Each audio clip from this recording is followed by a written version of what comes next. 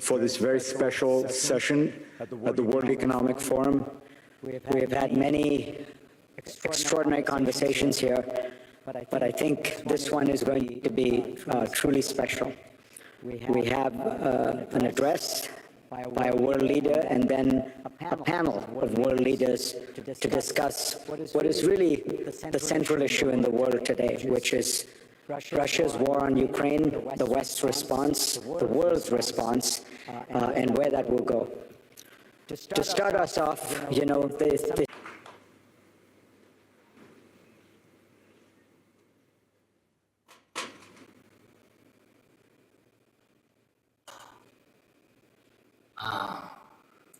ladies and gentlemen, 10 hours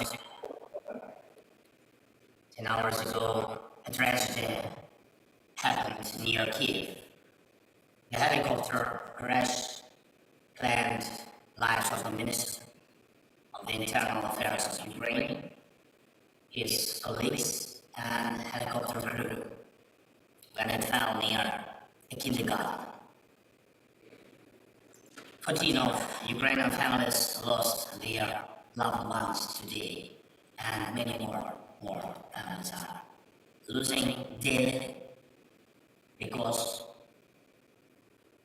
of the war. And I shall ask you to honor the memory of every person Ukraine has lost with a minute of silence, please.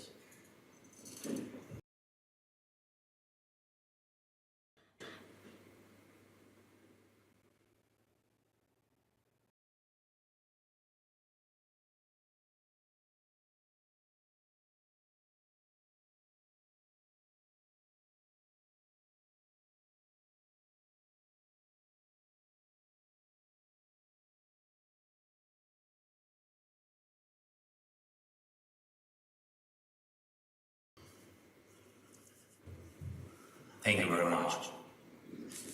Thank you. Thank you for this minute. Only 1 minute, but it keeps the memory about so many people. Ukraine lives thousands of such minutes, including 3 minutes on January 14th. 3 minutes.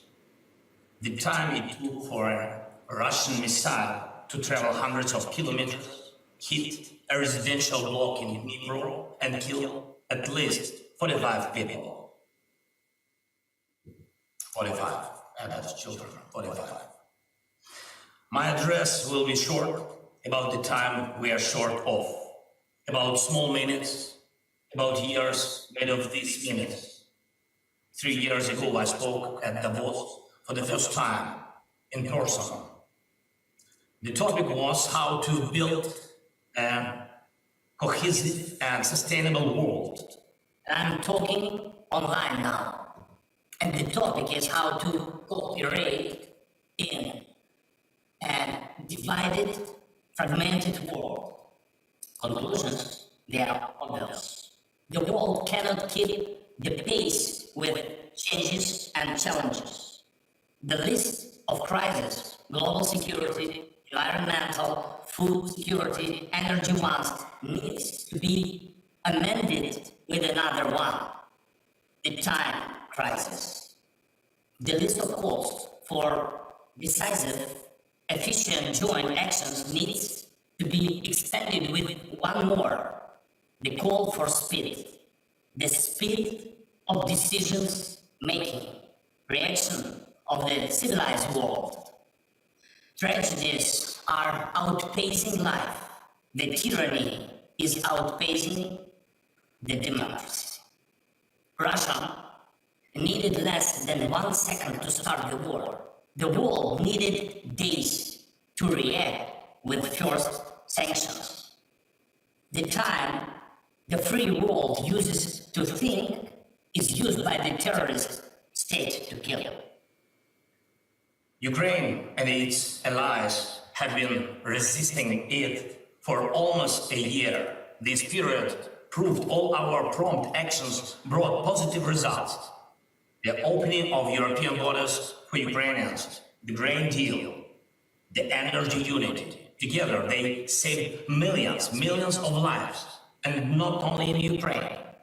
It is not only Ukraine, but the whole world needs exactly this pace of decisions and actions. The world was hesitant in 2014 when Russia, without hesitation, occupied the Crimea. The world was hesitant in 2022 when Russia, without hesitation, made the war full scale. The world must not hesitate today and ever. When the evil seeks revenge, the world needs resolve and speed.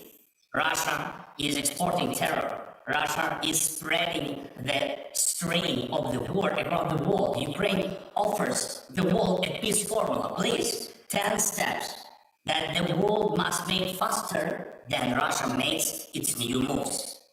Mobilization of the world must outpace the next military mobilization of our joint enemy. The supply of Ukraine with air defense systems must outpace Russia's next missile attacks. The supplies of Western tanks must outpace another invasion of Russian tanks.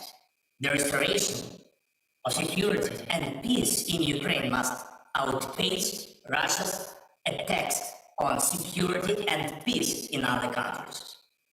A tribunal for military crimes must prevent new ones.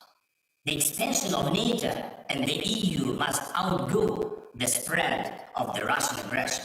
We routinely defend values which some of the allies take for granted as a fact of life. For us, the fact of life is the world in need of resolute and prompt steps.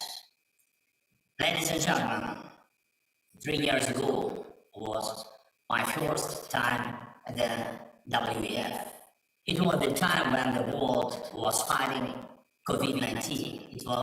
It fought and won. Now the world is fighting against Putin. In 3 years, we will be discussing new challenges and threats in Davos. What will this mean? It will mean we will definitely overcome the current threat. The history repeats itself. At first, the world either fails to notice or underestimates a threat. Then it unites to resist it, and then the world wins. Every time, the same outcome. The world overcame Nazism, the apartheid, pandemics, the indifference to climate changes, financial crisis, and the Kremlin strain. The world will overcome again. This is how much can be said in a matter of minutes. This is how much can be understood in a matter of minutes. The world will overcome again. The time is high to make it happen faster. Slava Ukraini!